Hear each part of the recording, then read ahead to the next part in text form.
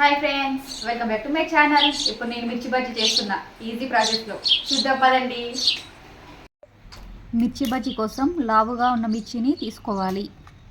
మిర్చీలను అలా చాక్తో మిడిల్లో కట్ చేసుకోవాలి. ఇలా నేను వీడియోలో చూపించే విధంగా కట్ చేసుకోవాలి. ఇలా అన్ని మిర్చిలను కట్ చేసుకొని పెట్టేసుకోవాలి. మిర్చి బజ్జీ కావాల్సిన ఇంగ్రీడియంట్స్ చూద్దాం. 2 చెంచాల బియ్యం పిండి, 1 చెంచా నువ్వులు, 1/2 టీ స్పూన్ ఓమా, చిటికెడు వంట సోడా, 1/2 టేబుల్ స్పూన్ సాల్ట్, చింతపండు, మిర్చి, శనగపిండి. ఇంతేనండి, సింపుల్ ఇంగ్రీడియంట్స్.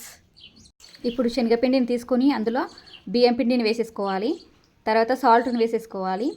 తర్వాత వంట సోడాను వేసుకోవాలి.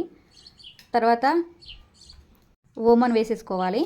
వేసేసుకున్న తర్వాత ఒకసారి కలుపుకొని వాటర్ను పోసుకుంటూ నేను వీడియోలో చూపించే విధంగా కలిపేసుకోవాలి. ఇలా ఏలుకు కోటింగ్ అయ్యే విధంగా పిండిని కలుపుకోవాలి. రోలును తీసుకొని అందులో నువ్వులను వేసుకోవాలి, చింతపండును వేసుకోవాలి, 1/2 టేబుల్ స్పూన్ సాల్ట్ కూడా వేసేసుకోవాలి.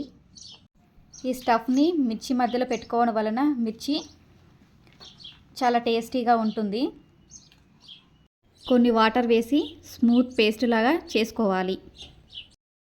ఈ పేస్ట్ని మిర్చి మధ్యలో నింపేసుకోవాలి. ఇలా అన్ని మిర్చీలకు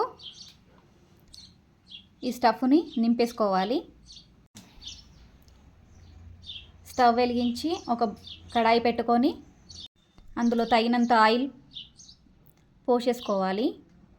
ఆయిల్ వేడెక్కిన తర్వాత మిర్చిని తీసుకుంటూ శనగపిండిలో ముంచేసుకొని ఆయిల్లో వేసేసుకోవాలి. నూనెలో వేసేటప్పుడు చాలా నెమ్మదిగా వేసుకోవాలి. ఇలా అన్ని మిర్చిలను ఇదే మాదిరిగా నూనెలో వేసేసుకోవాలి. నా వీడియోస్ నచ్చినట్లయితే నా ఛానల్ని సబ్స్క్రైబ్ చేసుకోండి. లైక్ చేయండి, షేర్ చేయండి, కామెంట్ చేయండి. ఇలా మిర్చి బజ్జీలను గోల్డెన్ బ్రౌన్ కలర్ వచ్చేంత వరకు మీడియం ఫ్లేమ్లో పెట్టి కాల్చుకోవాలి. మిర్చి బజ్జీ ఇలా చేసుకోవడం వలన చాలా టేస్టీగా ఉంటాయి. మీరు కూడా ఒకసారి ట్రై చేసి ఎలా వచ్చిందో నాకు కామెంట్ చేసి చెప్పండి. మిర్చి బజ్జీలు ఇట్లా బ్రౌన్ కలర్ వచ్చిన తర్వాత ఒక ప్లేట్లో పెట్టేసుకోవాలి.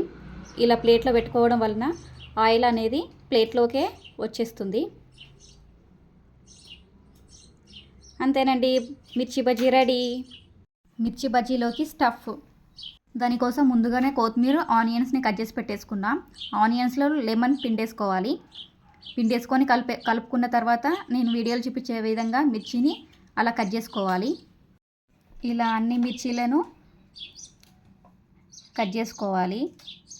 కట్ చేసుకున్న ఉల్లిపాయలను మిర్చి మధ్యలో నింపేసుకోవాలి. ఇలా అన్ని మిర్చి బజ్జీలోకి స్టఫ్ను నింపేసుకోవాలి. ఇలా ఒకసారి ట్రై చేసి ఎలా వచ్చిందో నా కామెంట్స్ చేసి చెప్పండి.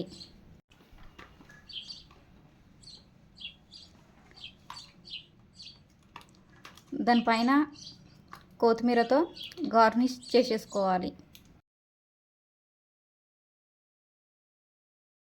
కొత్తిమీర వేసుకున్న తర్వాత ధనియాల పొడి వేసేసుకుంటే మిర్చి బజ్జీ రెడీ.